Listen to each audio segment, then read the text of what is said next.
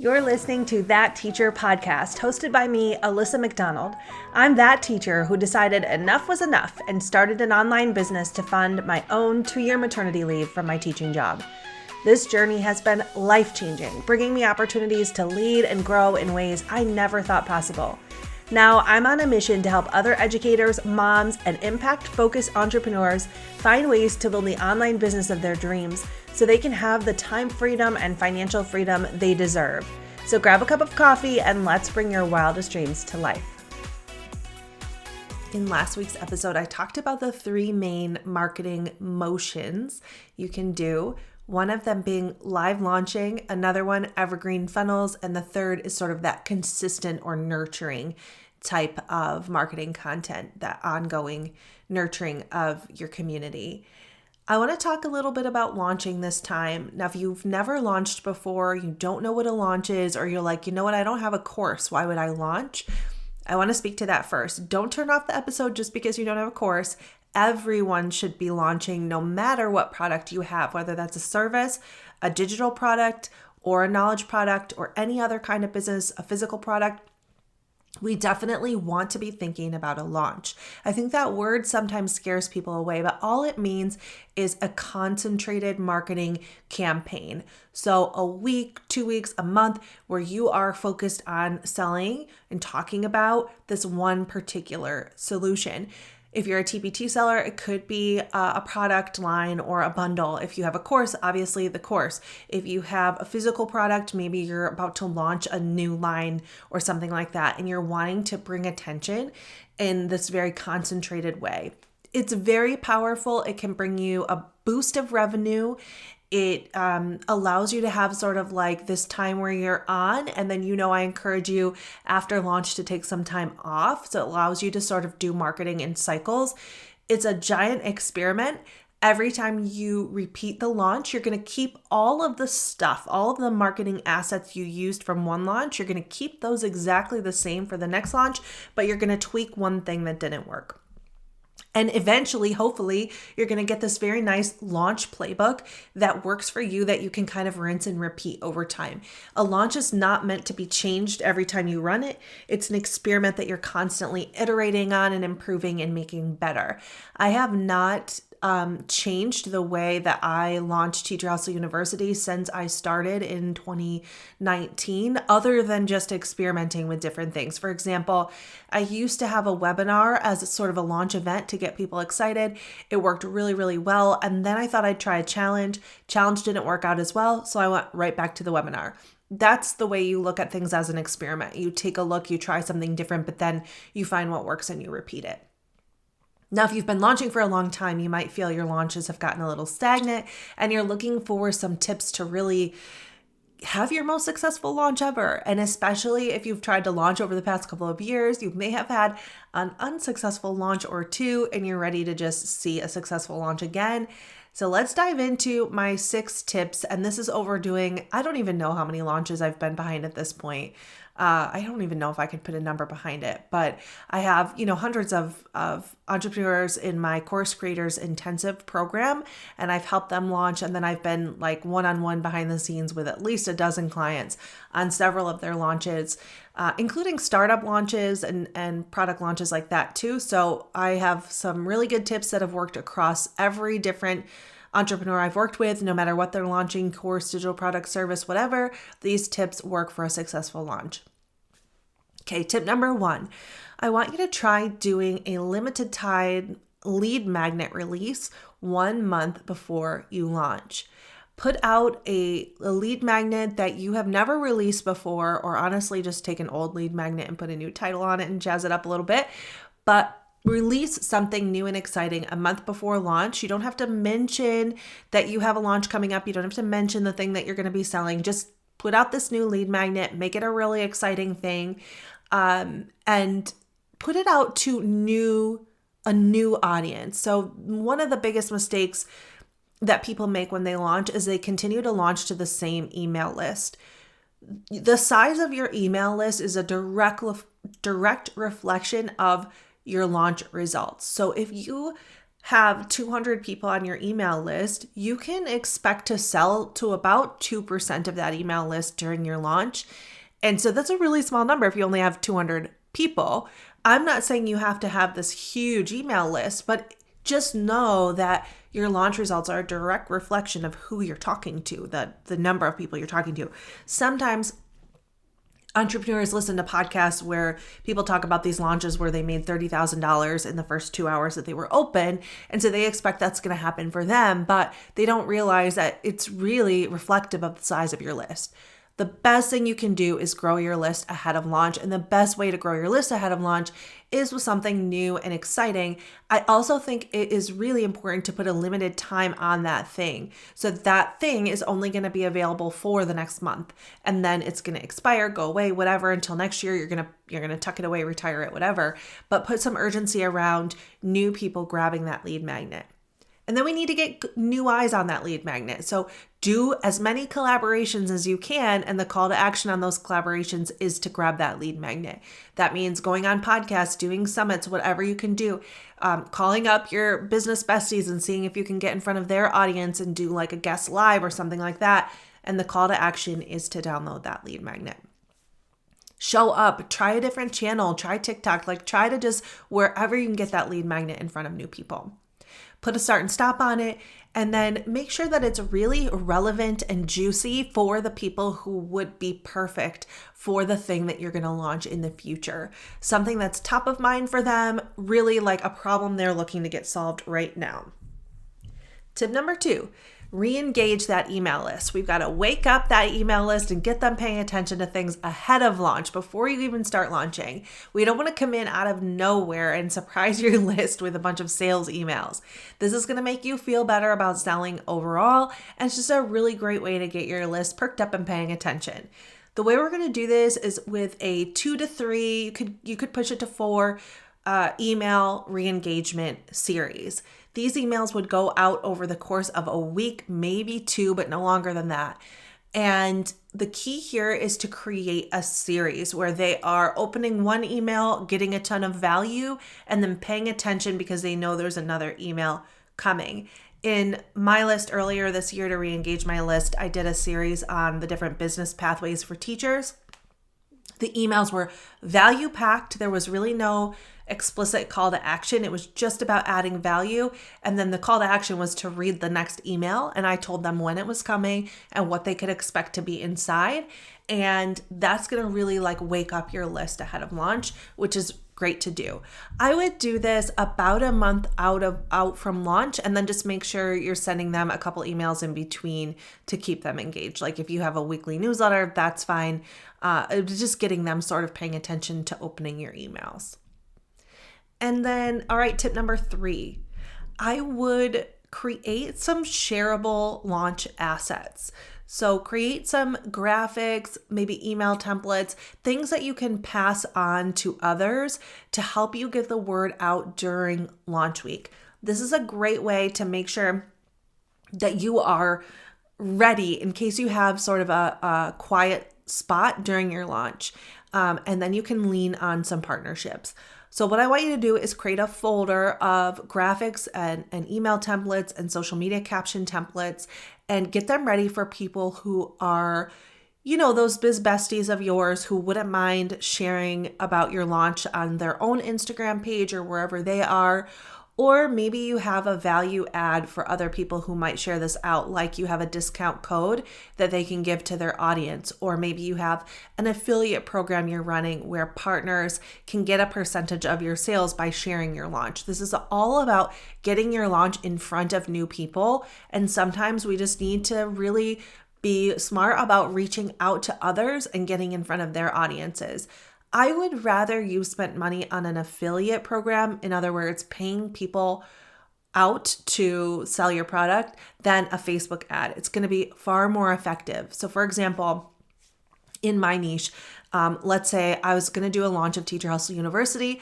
I might reach out to Jamie Jasperson, who also talks about marketing for teachers. She talks about Instagram marketing in particular. We have a great relationship. I might say, hey, Jamie, I'm about to do a launch. I really need some help getting the word out.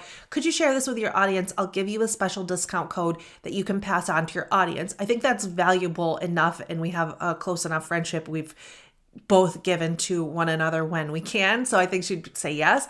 But maybe might also say, and I'll give you, 20% of any sales that you bring in. That would be the affiliate program part. That's much better marketing dollars on my side. I'm going to get a much better return on my investment because Jamie's audience is perfect for what I am selling versus trying to go run a Facebook ad and kind of guessing at my audience. If this is the first time you run ads, I wouldn't jump there. I would start with a partnership. If you're thinking, I don't have a partnership, I don't know who I would ask to share about my launch, ask the people who have already purchased from you. So for me, that would be the people inside Teacher Hustle University. I could say to them, hey, I'm looking to launch. I really need some help getting the word out. Can you tell people about the success you've had with this launch? Here are a couple of graphics you could share. Here's some email copy you could send along, and I'm happy to provide a bonus, or maybe you want to pass on the affiliate to the people inside your program or your product or whatever.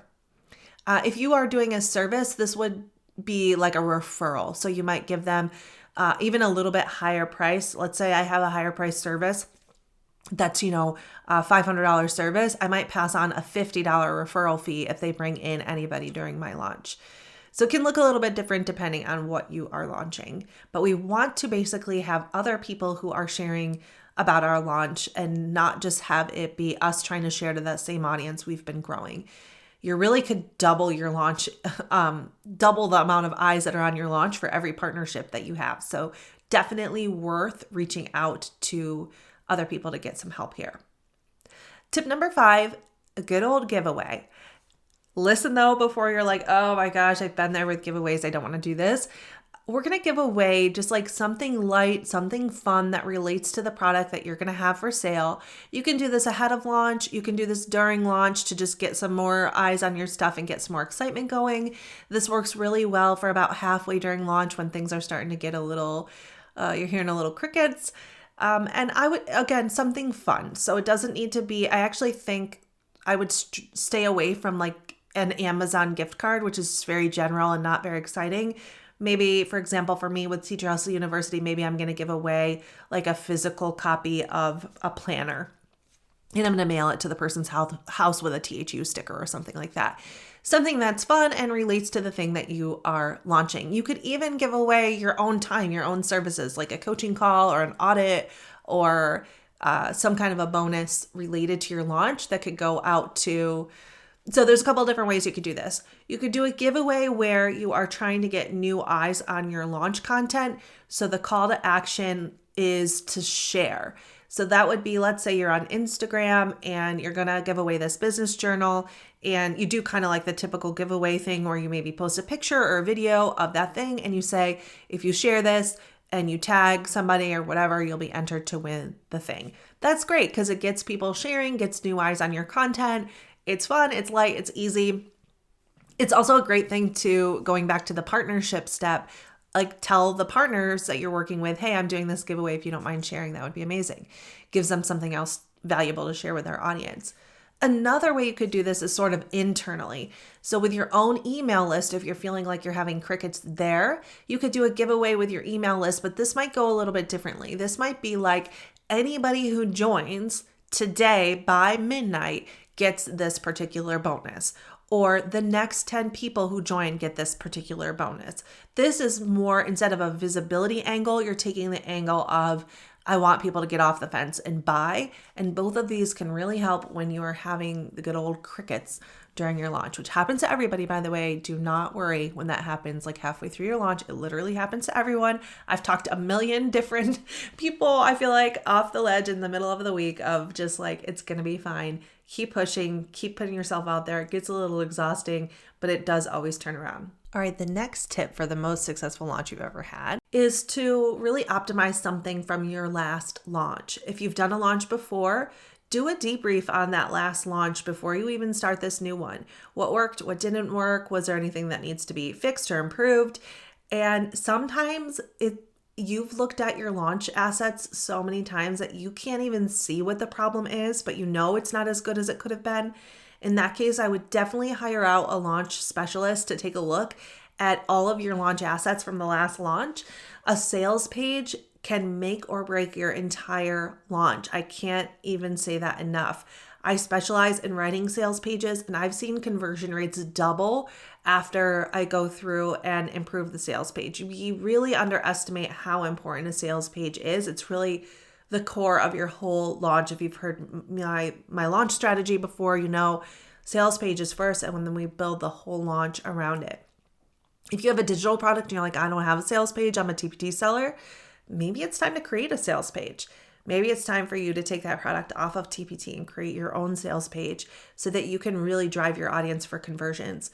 Your TPT listing is a sales page in itself, but it's pretty limited as to what you can do.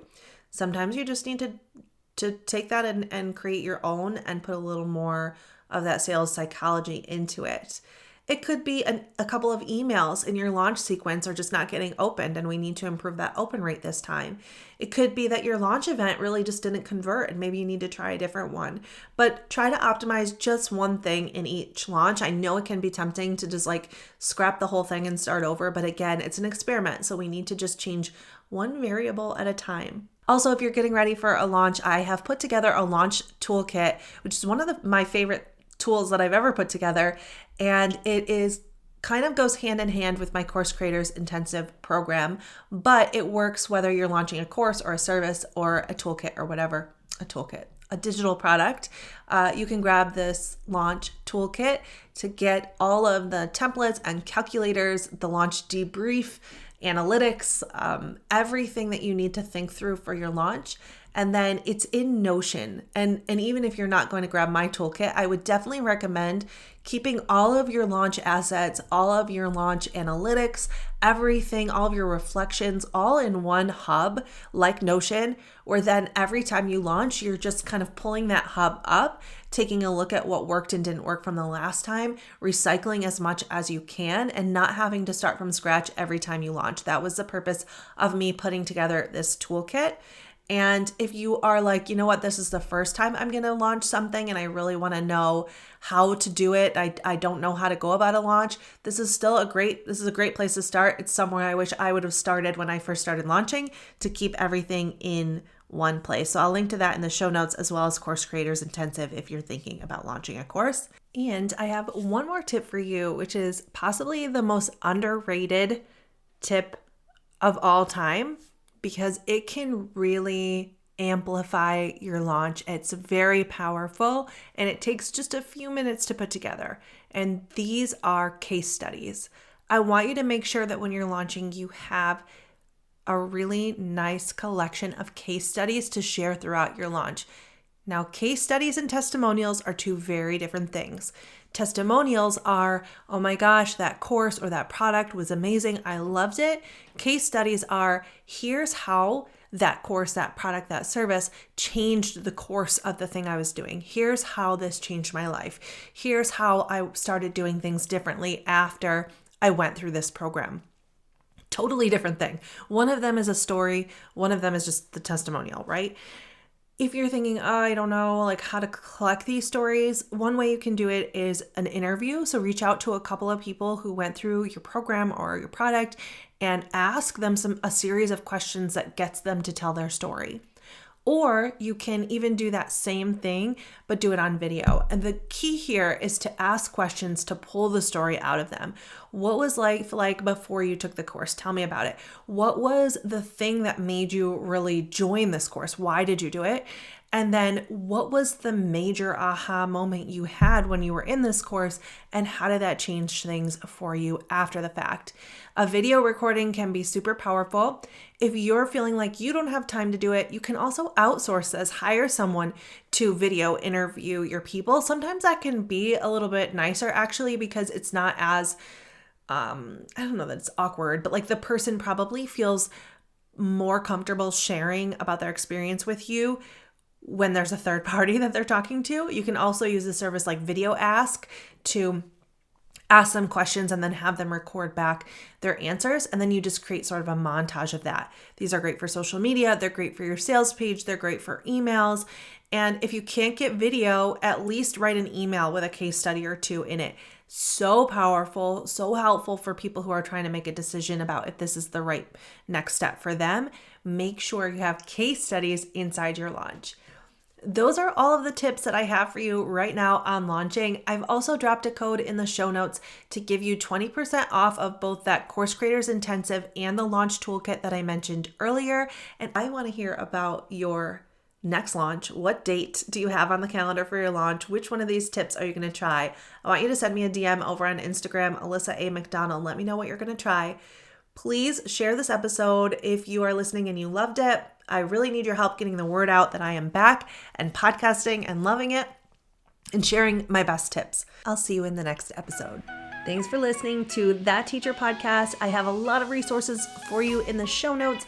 Make sure you subscribe to my Monday mixtapes and tune in here to the podcast to learn more business and marketing strategy to help grow your business to the business of your dreams so that you can have the financial wiggle room you've been hoping for. Looking forward to supporting you in your journey.